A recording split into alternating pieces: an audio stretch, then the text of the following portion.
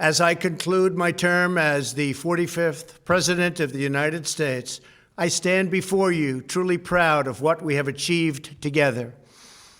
We did what we came here to do, and so much more.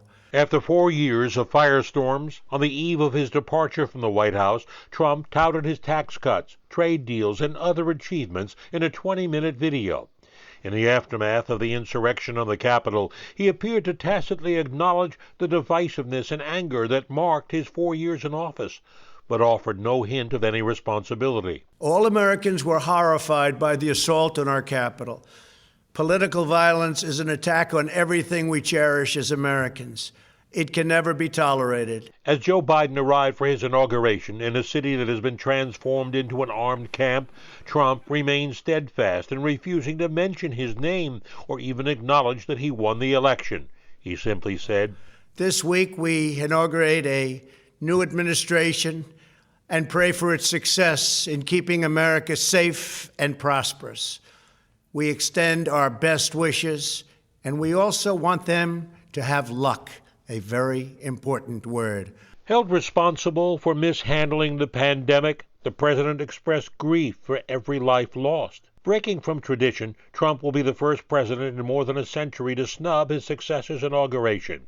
He has scheduled an 8 a.m. military send-off from Andrews Air Base. Vice President Pence won't be joining him, but he will attend Biden's inauguration. After 4 tumultuous years, time will tell how historians will assess the Trump presidency, the only chief executive to be impeached twice. I asked Republican strategist Chapin Fay what he sees as Trump's legacy. Roaring economy before the pandemic, a vaccine in record time after the pandemic, trade deals, no new wars, fewer troops in harm's way.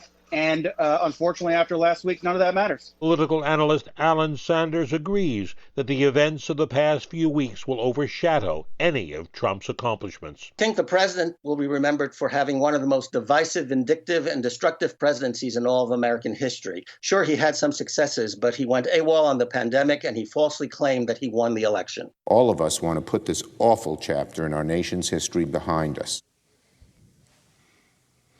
But the Trump chapter in history is not quite over. He still faces that impeachment trial in the United States Senate and potential legal battles in New York and other states as well.